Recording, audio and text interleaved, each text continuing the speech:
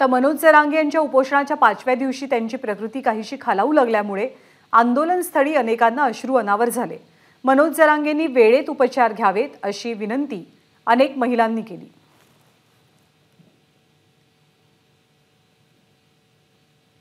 मनोज जरांगे यांच्या उपोषणाचा आजचा 5वा दिवस आहे आणि या उपोषणामुळे काहीसे परिणाम त्यांच्या शरीरावरती जाणवू लागलेले आहेत। त्यांच्या नाकातून रक्त येऊ लागले आहे।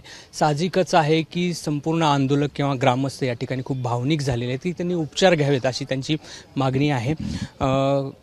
काकू, तुम्हाला मी कालपासून बघू लागलोय, कालही तुम्ही रडत होतात, तुम्ही मागणी करत होतात की कुठेतरी पाणी आणि उपचार घेतले पाहिजेत म्हणून।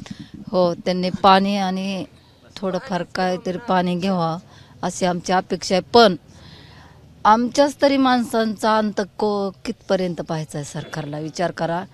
आज 7 महिने झालं आमच्याच दादाला आम्ही दडपून ठेवतोय, आमच्याच दादाला सरकार पण दडपितंय, आम्हीच दडपितो की पाणी घ्या पाणी घ्या। पण दादा कशाच्या कारणानं ही उपोषणाला बसलेत, कशा कारणानं ही अन्न पाणी सेवन करीत नाहीत, पाणी घेत नाहीत, ह्याचा विचार सरकारनं करायला पाहिजे ना। थोडा तरी सरकारला घाम फुटायला पाहिजे ना। पर्यंत परेशान व्हायचे त्यांनी, तरी त्यांचे सगळेच माणसं परेशान येतं। बरं काय करता, काय झालं, किती गोष्ट अवघड होणार आहे पुन्हा।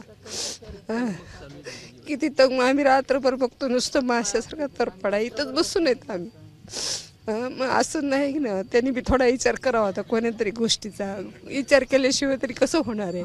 पण त्यांना काही विचार करायची हीच नाही, त्यांचं विचारातच राहिले नाहीत ते लोक। आता असं झालं, याला काय करावं विलास ते काही कळतच नाही ना। आता आपल्याकडे काही विलासच नाही ना दुसरा, आणि दादा काही ऐकत नाही। तर मला वाटत पाणी तरी घ्यावं। रात्री पण एवढी तर होती, माशासारखा तरपडा होता त्यांचा।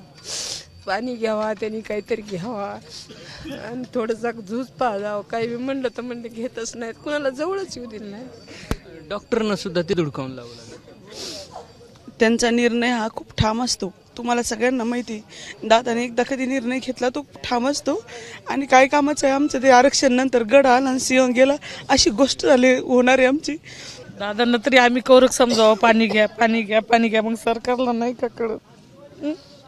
सरकारने येऊन दादाचं उपोषण सोडवत ना लवकरात लवकर।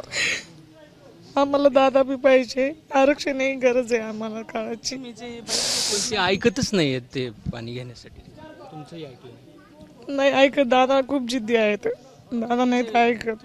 आता नेमकं सरकार दरबारी किंवा मनोज जरांगे हे सगळं ऐकतील का, किंवा सरकार काही उपाय करेल का, हे पाहणं महत्त्वाचं आहे। कॅमेरामन काकासाहेब कांबळेसह रवी मुंडे, एबीपी माझा, अंतरवली सराटी। एबीपी माझा, उघडा डोळे बघा नीट।